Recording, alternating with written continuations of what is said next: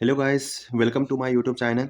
Today we are study about 7 semesters instrumental method of analysis जिसका subject code है BP701T।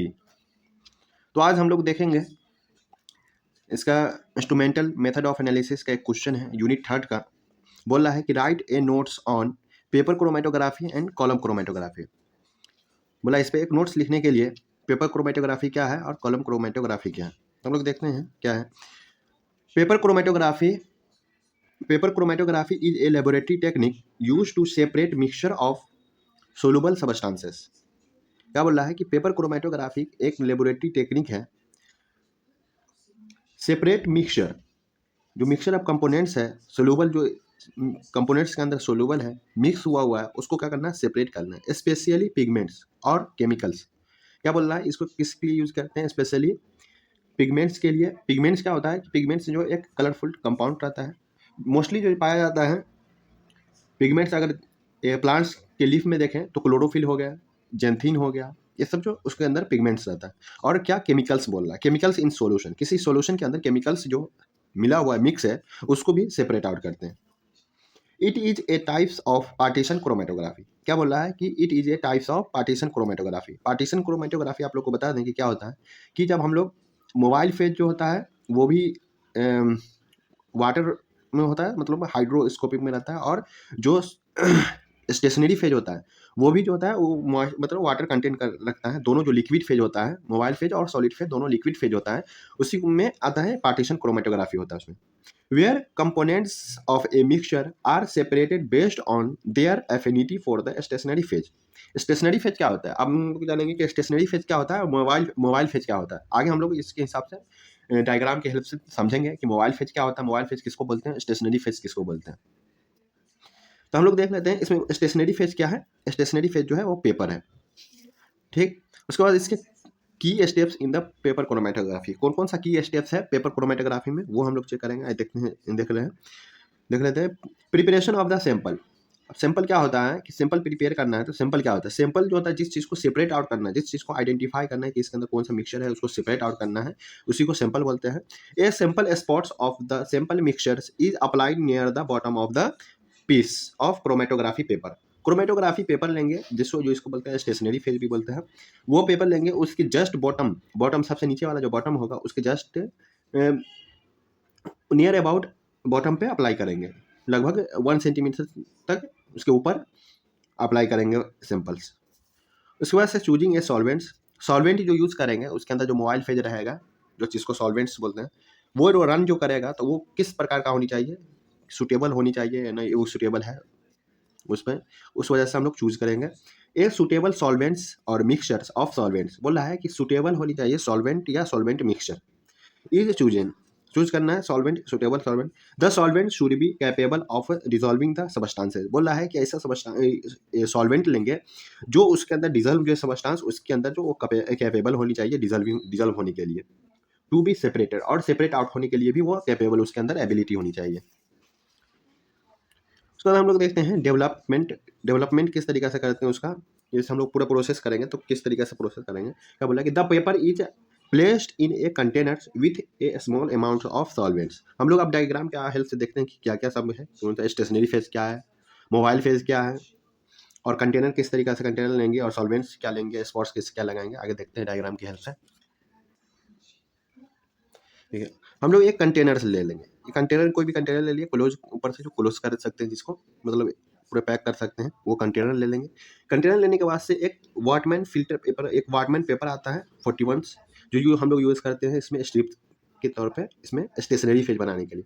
तो एक paper जिस हिसाब का हम लोग एक कंटेनर लेंगे जिसके अंदर इंट्रोड्यूस करेंगे इस पेपर को, वह ले लेंगे, उस हिसाब से कट कर लेंगे। कट करने के बाद से जस्ट ये बॉटम के जस्ट ऊपर जो है यहाँ एक लाइन ड्रॉ कर देंगे। लाइन ड्रॉ करने के बाद से इसमें अब क्या करेंगे कि सैंपल जो जिसको सेपरेट आउट करना है, जिसके आइडेंटिफाई करना है, उसको अप्लाई करेंगे। सिंपल अप्लाई कर दिए। सिंपल अप्लाई करने के बाद से इसमें जो एक पहले इसके अंदर क्या एक ये बनाएंगे, सॉल्वेंट फेज बनाएंगे। सॉल्वेंट फेज किस तरीके से बनाते हैं, कोई भी एसिटिक एसिड ले सकते हैं या एसीटोन यूज़ कर सकते हैं। इसके अंदर सॉल्वेंट के तौर पे इसके अंदर फिल कर देंगे इस लेवल तक। इतने लेवल तक फिल कर देंगे। फिल करने के बाद से ये फिल हो जाएगा, उसके अंदर ये जो मोबाइल जिसको स्टेशनरी फेज बोलते हैं, स्टेशनरी फेज बोलते हैं इसको, जो पेपर है ये इसको डिप कर देना है। इस तरीके से डिप करना है कि मतलब इसके अंदर जो वाटर, इसके अंदर जो सॉल्वेंट फेज है, जो मोबाइल फेज है, वो डिस्टर्ब ना हो, उसको सही से फिल कर देना है, इंट्रोड्यूस कर देना है अंदर। उसके बाद इंट्रोड्यूस करने के बाद से अब आगे हम लोग क्या करेंगे कि कुछ देर के बाद 10-15 मिनट, आधे घंटे के बाद क्या होगा, मोबाइल फेज ये जो 90% रन कर जाएगा। 90% रन कर जाएगा तो क्या करेंगे, इसको निकाल लेंगे बाहर निकाल लेंगे। और जैसे जैसे जिस तरीका से ये सॉल्वेंट फेज जो है, मोबाइल फेज है, ये मोबाइल फेज स्टेशनरी फेज पे जिस तरीका से रन करेगा, ये जो फेज है ये रन करेगा, इस पर रन करेगा, उसी तरीके से जो सिंपल स्पॉट्स लगाए हैं उसकी एफिनिटी के हिसाब से जो मतलब पोलर होगा, तो पोलर इसके अंदर पोलर और नॉन पोलर दोनों मिक्स रहता है। तो सॉल्वेंट के अंदर जो जो स्पॉट्स लगाएंगे सिंपल के में, तो पोलर होगा या नॉन पोलर होगा, उस हिसाब से वो उसके साथ साथ ट्रेवल करता जाएगा, उसके साथ ट्रेवल करता जाएगा, जिसकी एफिनिटी जहाँ जिस जगह तक हो वहाँ तक ट्रेवल, उस जगह तक वो ट्रेवल करेगा। तो इस तरीक़े से हम लोग ये सेपरेट आउट हो गया। अब इसके अंदर क्या करेंगे कि अब आर एफ वैल्यू निकालना पड़ता है, इसका R F factor, detention factor निकालना पड़ता है। तो डिटेंशन फैक्टर किस तरीके से निकालते हैं हम लोग अभी देख लेंगे। डिटेंशन फैक्टर निकालने के लिए हम लोग क्या करते हैं, एक फॉर्मूला का यूज़ करते हैं इस जगह। क्या बोला है कि distance travelled by substances and by distance travelled by solvent front. ये हो गया सबस्टांस हो गया, ये सबस्टांसेस हो गया, ये वाला जो है ये सबस्टांसेस हो गया। और उसके बाद से ये जो सॉल्वेंट है, सॉल्वेंट जो फ्रंट जहाँ कितना तक ये ट्रेवल किया वो हो गया, ये नीचे वाला जो है ये सॉल्वेंट फ्रंट हो गया, सॉल्वेंट फ्रंट हो गया। तो जिस जगह पर हम लोग बॉटम, जिस जगह पे स्पॉट्स लगाए हैं उस जगह का डिस्टेंस, और ये जो जितना ट्रेवल किया, अगर इस वाले का अगर ये निकालना, आर एफ वैल्यू निकालना है, तो इस जगह का इतना सेंटीमीटर ये क्या करना है, कैलकुलेट मेजर कर लेना है, इस जगह से तक मेजर करना है। अगर इस वाले का निकालना है तो जहाँ से इस जगह से इस जगह मेजर कर लेना है, और मेजर करने के बाद से फॉर्मूला पे पुट कर देना है और आपका ये निकल जाएगा। जैसे हम लोग निकालते हैं आर एफ वैल्यू निकालते हैं, तो क्या बोला है कि डिस्टेंस ट्रेवल्ड बाय सबस्टांस। तो डिस्टेंस ट्रेवल्ड बाय यहाँ इस जगह से इस जगह मान के चले कि इस वाले का निकालना है, तो 1 सेंटीमीटर क्या हुआ, 1 सेंटीमीटर ये ट्रेवल किया। और सॉल्वेंट फ्रंट मतलब ये सॉल्वेंट जो है, ये मोबाइल फेज कितना रन किया उसको हम लोग क्या करेंगे कि मेज़र कर लेंगे। तो हम लोग अगर ये स्ट्रिप जो है 5 सेंटीमीटर का है, तो 1 सेंटीमीटर इस तरफ का हटा देंगे, 1 सेंटीमीटर इस तरफ का हटा देंगे, तो कितना बच जाएगा, 3 सेंटीमीटर। तो 3 सेंटीमीटर ये इस पर रन किया, 3 सेंटीमीटर रन किया। अब जो कैलकुलेट करके आएगा वो आंसर हो जाएगा। कैलकुलेट क्या आएगा, कितना आ जाएगा, 0.3 इसके अप्रोक्स आ जाएगा इतना। इसका आर एफ, इस वाले का आर एफ वैल्यू हो गया, आर एफ वैल्यू इसका इस वाले सबस्टांस का इतना हो गया। तो आप समझ सकते हैं, समझ गए होंगे किस तरीक़ा से आर एफ वैल्यू भी निकालते हैं और किस तरीक़ा से पेपर क्रोमेटोग्राफी हम लोग करते हैं, परफॉर्म करते हैं। अब हम लोग इसमें क्या करते हैं, सेपरेशन करते हैं, सेपरेट आउट करते हैं इसको। तो हम लोग किस तरीक़े से इसको विजुअलाइज किस तरीक़े से करेंगे, ये तो ट्रेवल हो गया, लेकिन विजुअलाइज किस तरीक़े से करेंगे, तो इसके अंदर से बाहर निकालेंगे। मतलब ये जो इस रन कर गया तो इसको स्ट्रिप को क्या करेंगे, बाहर निकालेंगे। बाहर निकालने के बाद से इसको एयर ड्राई करेंगे। एयर ड्राई करने के बाद से अगर ये स्पॉट्स इजीली डिटेक्ट हो रहा है, देख रहा है, तो हम लोग तो इसी तरीके से कैलकुलेट कर लेंगे। अगर नहीं दिखा तो इस पर एक डिटेक्टिंग रिएजेंट रहता है, उसको उसकी हेल्प से हम लोग इसको विजुअलाइज करेंगे और सीन करेंगे। उसके बाद सेपरेशन करेंगे, सेपरेशन हो गया, उसके बाद से डिटेक्ट भी कर लिए। उसके बाद इसका एप्लीकेशन क्या है, किस लिए यूज़ करते हैं, एप्लीकेशन क्या है, तो आइडेंटिफिकेशन ऑफ कंपाउंड क्या आइडेंटिफाई करने के लिए, आइडेंटिफिकेशन के लिए भी करते हैं। प्योरिटी चेक करने के लिए किसी भी सब्सटेंस का कितना प्योरिटी है, और फॉरेंसिक साइंस में यूज़ करते हैं। फॉरेंसिक जो बाहर इंडस्ट्री में होता है या बाहर से में चेक होता है, उसको फॉरेंसिक में यूज़ करते हैं।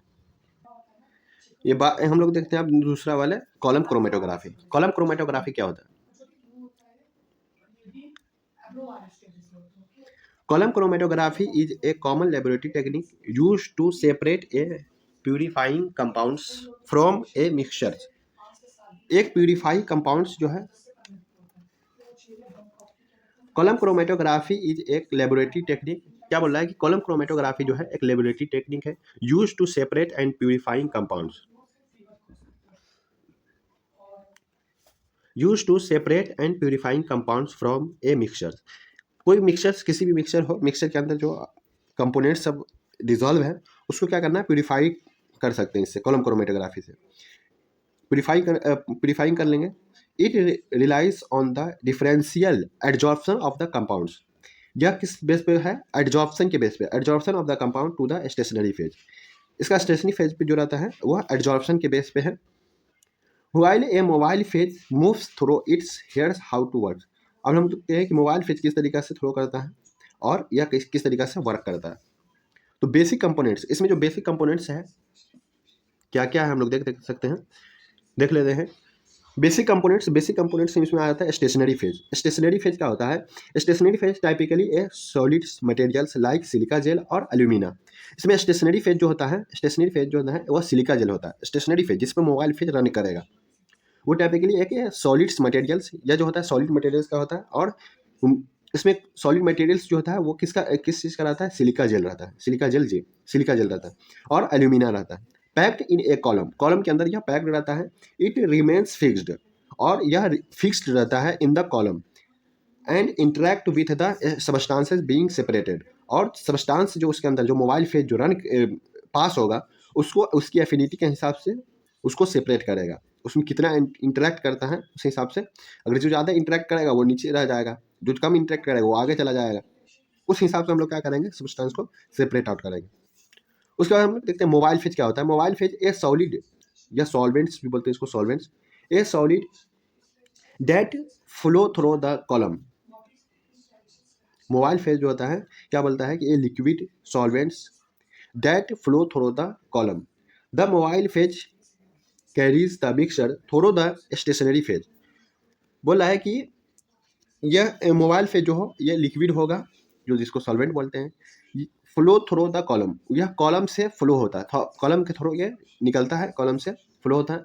The mobile phase carries the mixture, जो मोबाइल फेज होता है जो रन कर रहा है, जो कॉलम से रन कर रहा निकल रहा है, वह एक मिक्सचर मतलब रखता है, कैरी करता है mixture through the stationary phase, stationary phase के थ्रू।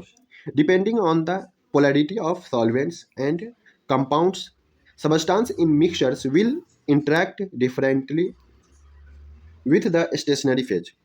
बोल रहा है कि मोबाइल फेज क्या होता है, मोबाइल फेज होता है कि कॉलम से जो स्टेशनरी फेज कॉलम इसमें है, कॉलम से जो मूव्स करता निकलता रहता है, तो उसके एड्जॉर्प्शन के बेस पे जितनी ज़्यादा अगर उसकी एब्जॉर्ब करने की कैपेसिटी रहेगा उस हिसाब से उसको सेपरेट आउट करता है।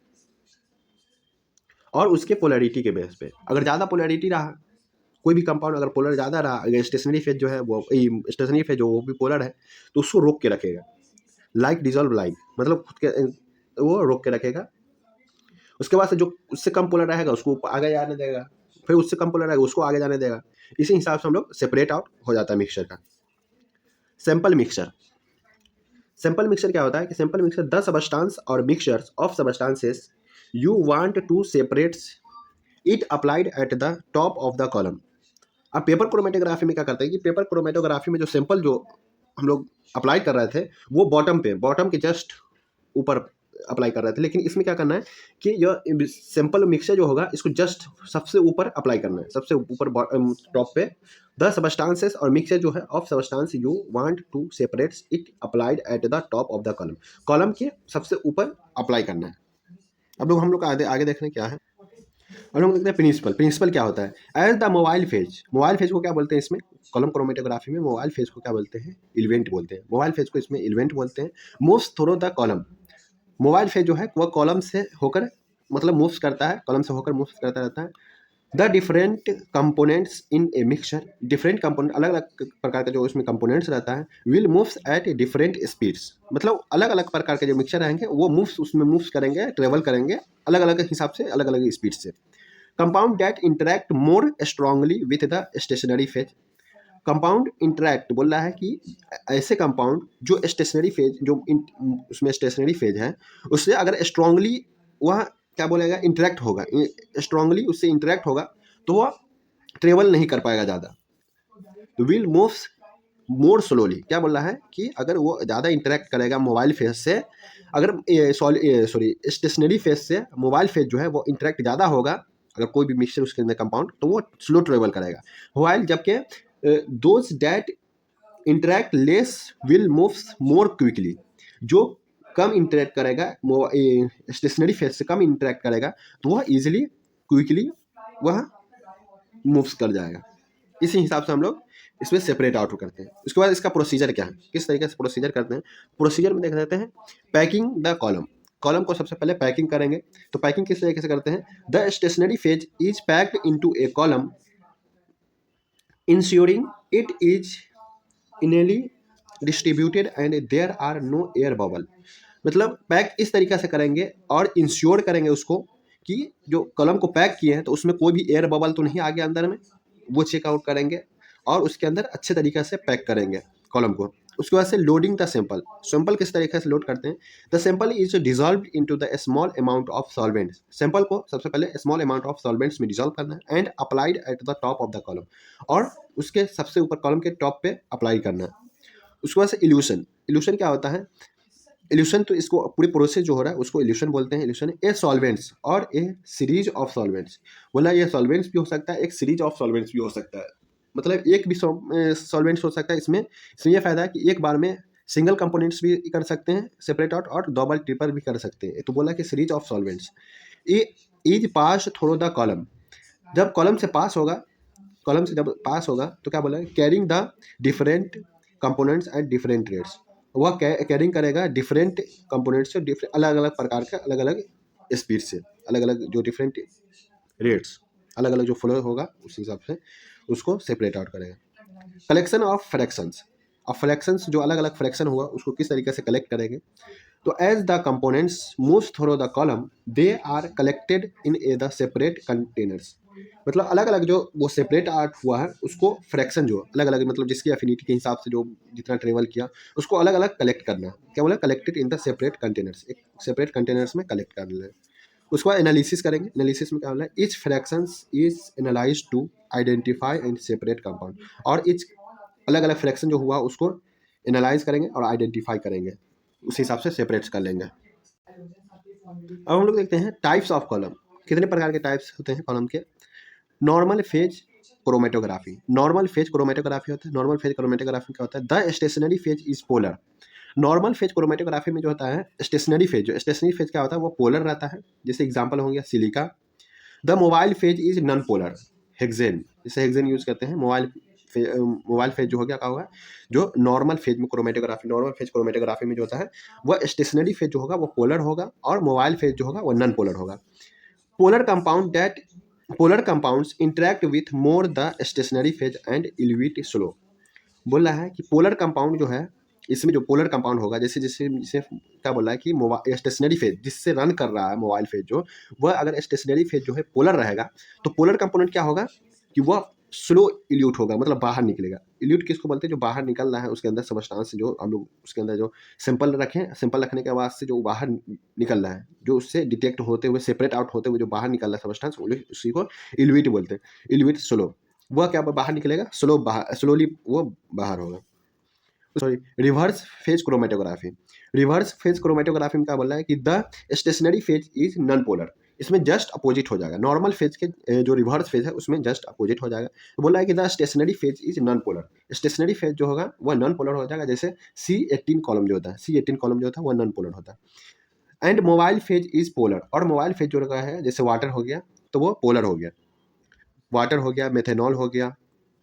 Non polar compounds elute slower, non polar compounds elute slower, मतलब नॉन पोलर जो है नॉन पोलर के साथ वो इंटरेक्ट ज़्यादा होगा, इस वजह से वह बाहर किस तरीके से निकलेगा, स्लो निकलेगा, due to the stronger interaction with the stationary phase, और स्टेशनरी फेज से वह स्ट्रॉन्ग इंटरेक्शन होगा, इस वजह से वो बाहर इल्यूट जो बाहर निकलेगा वो स्लो निकलेगा। Ion exchange chromatography, ion exchange chromatography हम लोग देख लेते हैं। Use a stationary phase will charged groups to separate ions और molecules based on the charge. हम लोग तो इसमें दो ही फेज देखेंगे, normal phase chromatography, reverse phase chromatography, और ये आयन एक्सचेंज आयन के बेस पर होता है। और साइज एक्सक्लूशन क्रोमेटोग्राफी, हम अगर चाहें तो इसमें ये भी देख सकते हैं। साइज एक्सक्लूशन क्रोमेटोग्राफी क्या होता है, साइज एक्सक्लूशन क्रोमेटोग्राफी में साइज के बेस पर इसको सेपरेट आउट करते हैं। उसके बाद आयन एक्सचेंज क्रोमेटोग्राफी में आयन कटायन जो होता है पॉजिटिव निगेटिव जो होता है, इस हिसाब से हम लोग इसको सेपरेट आउट करते हैं। ओके, आज के लिए इतना ही। Thank you. अगर वीडियो अच्छी लगी तो लाइक करें, सब्सक्राइब करें और अपने दोस्तों को शेयर कर दें। Thank you.